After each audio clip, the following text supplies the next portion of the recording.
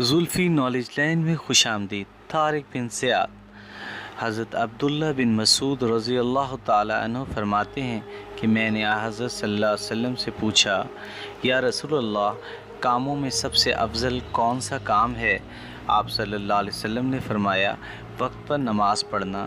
मैंने अर्ज़ किया, इसके बाद कौन सा अफजल है? आप सल्लल्लाहु अलैहि वसल्लम ने फरमाया, माँ बाप से नेक सलूक करना। मैंने पूछा, फिर कौन सा काम अफजल है?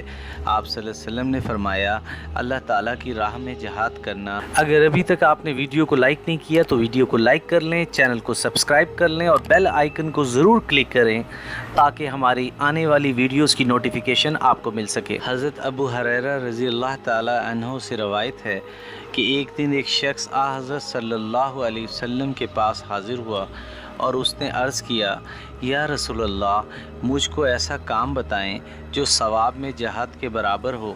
आप सल्लल्लाहु अलैहि वसल्लम ने इरशाद फरमाया, मैं ऐसा कोई काम नहीं पाता।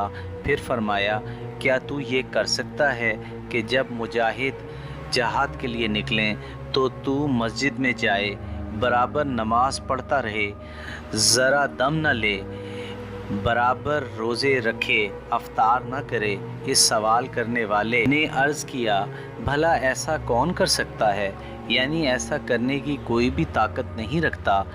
हज़रत अबू हुरैरा रज़ी अल्लाह ताला अन्हु ने फरमाया, मुजाहिद का घोड़ा जो रस्सी में बंधा हुआ ज़गन मारता है तो मुजाहिद के लिए नेकियां लिखी जाती हैं। हज़रत अबू सईद खदरी रज़ी अल्लाह ताला अन्हु फरमाते हैं कि हुज़ूर पाक सल्लल्लाहु अलैहि वसल्लम से पूछा गया, कौन सा आदमी सब लोगों से अफजल है? आप सल्लल्लाहु अलैहि वसल्लम ने फरमाया, वो मुसलमान जो अल्लाह की राह में जान और माल से जहाद करे। हज़रत अबू हुरैरा रज़ी अल्लाह ताला अन्हु से रवायत है, वो फरमाते हैं कि मैंने रसूल पाक सल्लल्लाहु अलैहि वसल्लम को फरमाते हुए सुना। आप सल्लल्लाहु अलैहि वसल्लम फरमा रहे थे, जो अल्लाह की राह में जहाद करता है और अल्लाह जानता है इसे जो इसकी राह में जहाद करता है, इस मुजाहिद की मिसाल ऐसी है जैसे कोई दिन को रोज़े रखे, रात को नमाज पढ़े। अल्लाह ने मुजाहिद फ़ी सबीलिल्लाह के लिए ज़िम्मा लिया है कि अगर इसे मौत अता करेगा तो हिसाब व किताब के बग़ैर जन्नत में दाखिल फरमाएगा, वरना सलामती के साथ सवाब देकर और माल दिलाकर इसको घर लौटाएगा। हज़रत मुआज़ रज़ी अल्लाह ताला अन्हु से रवायत है कि रसूल अकरम सल्लल्लाहु अलैहि वसल्लम ने इरशाद फरमाया, जो मुसलमान अल्लाह के रास्ते में एक घड़ी भर भी जहाद करे तो वो जन्नत का मुस्तहिक है। हज़रत अबू सईद खदरी रज़ी अल्लाह ताला अन्हु से रवायत है कि रसूल अकरम सल्लल्लाहु अलैहि वसल्लम से किसी शख्स ने सवाल किया, या रसूलल्लाह, कौन सा शख्स ज़्यादा बेहतर है? हुज़ूर पाक सल्लल्लाहु अलैहि वसल्लम ने इरशाद फरमाया, जो शख्स अपने मालो जान के साथ अल्लाह की राह में जहाद करता है। हज़रत अब्दुल्ला बिन उमर रज़ी अल्लाह ताला अन्हु से रवायत है कि रसूल पाक सल्लल्लाहु अलैहि वसल्लम ने इरशाद फरमाया, जहाद फ़ी सबीलिल्लाह करने वाला अल्लाह का मेहमान है, इसकी हर दुआ कबूल की जाती है। हज़रत अब्दुर्रहमान बिन जबैर रज़ी अल्लाह ताला अन्हु से रवायत है कि रसूल अकरम सल्लल्लाहु अलैहि वसल्लम ने इरशाद फरमाया, जो पाँव खुदा के रास्ते जहाद में गर्द आलूद हुए तो इनको जहन्नुम की आग छू नहीं सकती। हज़रत अबू अमामा रज़ी अल्लाह ताला अन्हु से रवायत है कि रसूल अकरम सल्लल्लाहु अलैहि वसल्लम ने इरशाद फरमाया, जिसका चेहरा अल्लाह की राह जहाद में गर्द आलूद हो तो अल्लाह ताला इसे जहन्नुम की आग से बेखौफ, आज़ाद और बरी कर देगा। हज़रत फ़ज़ाला बिन अब्दुल्ला रज़ी अल्लाह ताला अन्हु से रवायत है कि रसूल अकरम सल्लल्लाहु अलैहि वसल्लम ने इरशाद फरमाया, जो शख्स अल्लाह और इसके रसूलों पर ईमान लाया और इसने खुदा की राह में जहाद किया तो मैं इसको एक मकान जन्नत के नीचे के हिस्से में, एक मकान वस्त जन्नत में और एक मकान जन्नत के आला दर्जों में दिलाने का ज़ामिन हूँ।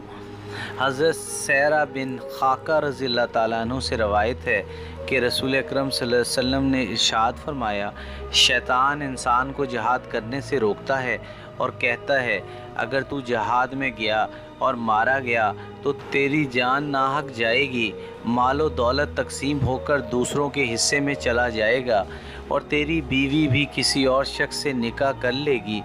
جو شخص شیطان کے اس بہکاوے میں نہیں آتا اور اللہ کی راہ میں جہاد کرتا ہے تو اللہ جل جلالہ اس شخص کو جنت میں داخل کرنے کا ضامن ہے۔ وہ شخص خواہ کسی طرح مرے، اگرچہ پانی میں غرق ہو کر اس کی موت واقع ہو، یا گھوڑے سے گر کر، یا پھر اپنے بستر پر ہی مرے، ہر حالت میں جنت کا مستحق ہے۔ حضرت عقبہ بن عامر رضی اللہ تعالیٰ عنہ سے روایت ہے کہ رسول اکرم صلی اللہ علیہ وسلم نے ارشاد فرمایا، ایک تیر کی وجہ سے 3 آدمی جنت میں جائیں گے، ایک تو وہ جس نے ثواب کی نیت سے تیر بنایا، دوسرا جس نے تیر اندازی کی مشق کے لیے تیر چلایا، اور تیسرا وہ جو اس کو اٹھا کر دیا۔ حاکم سبتہ کاؤنٹ جولین کی بیٹی فلورینڈا حسن و جمال میں اپنا ثانی نہیں رکھتی تھی۔ سارے ملک میں اس کے حسن کے چرچے تھے اور وہ ہر نوجوان کے دل کی دھڑکن بن چکی تھی۔ لوگ اسے ایک نظر دیکھنے کے لیے بے قرار رہتے تھے اور اسے سبتہ کا چاند کہہ کر پکارتے تھے۔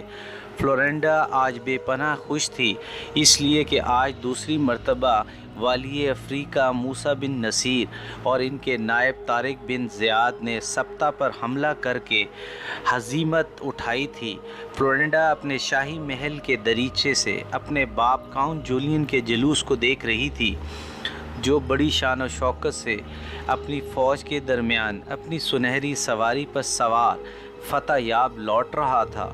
فلورینڈا اپنی بے شمار کنیزوں کے ساتھ من و گلاب کے پھول لیے اس موقع کی منتظر تھی کہ کب اس کا فاتح باپ اپنی بہادر فوج کے ساتھ محل کے نیچے سے گزرے اور وہ اوپر سے پھولوں کی بارش کرے۔ اسے اپنے بہادر باپ پر فخر تھا کہ جس نے دوسری مرتبہ اسلامی فوج کو شکست دی تھی۔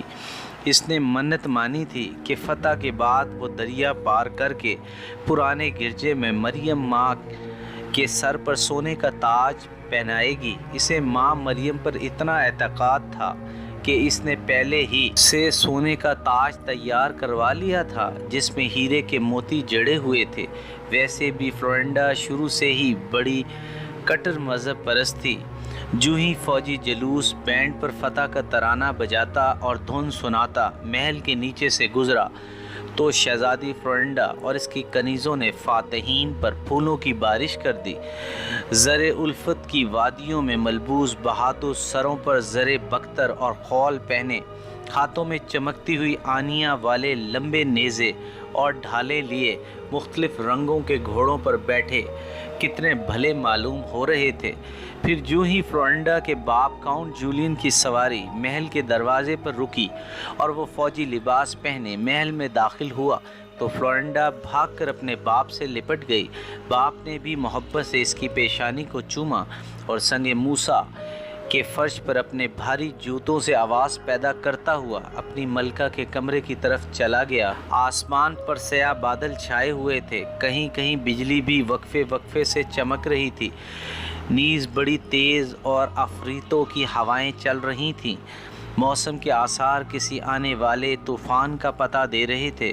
شاہی محل کی سیڑھیوں کو چومتا ہوا دریا آج ساکت نہیں تھا بلکہ اضطرابی کیفیت میں مبتلا تھا اور اس کی موجیں تاحد نگاہ سانپوں کی طرح بل کھاتی اور مچھلیوں کی طرح اچھلتی دکھائی دے رہی تھیں۔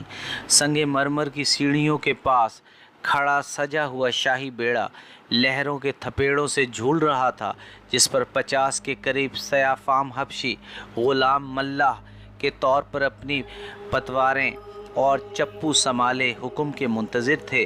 اس بیڑے سے پر شہزادی فلورینڈا اپنی منت اتارنے کے لیے دریا پار پرانے کلیسا میں جانے والی تھی۔ جو ہی فلورینڈا سفید لباس اور پھولوں کا گہنا پہنے آسمانی حور کی طرح محل کی سیڑھیوں سے اتر کر نیچے آئی تو اس نے اپنے ماں باپ کے پاس فادر پیٹر کو بھی دیکھا، جو شہر کے کلیسا کا بڑا پادری تھا۔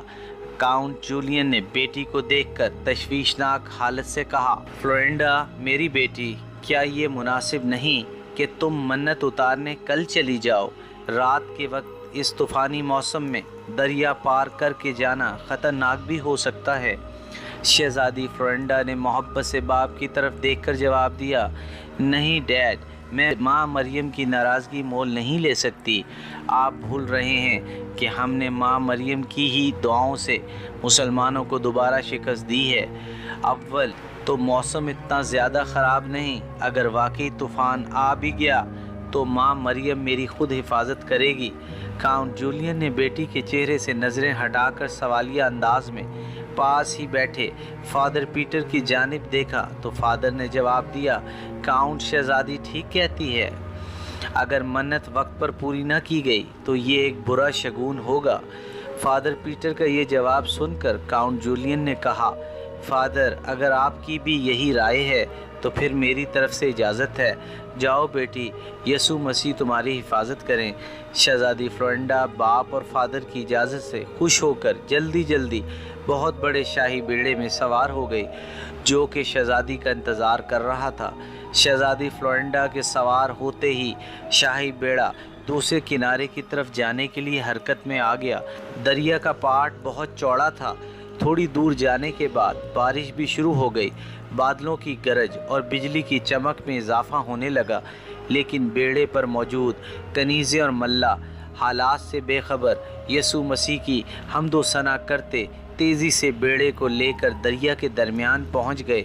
جلد ہی ان کو احساس ہو گیا کہ پہاڑوں پر بارش کی وجہ سے پانی جمع ہو گیا ہے اور اس پانی سے دریا میں طوفان کے آثار پیدا ہو گئے ہیں۔ ایپیسوڈ 32 اختتام پذیر ہوئی۔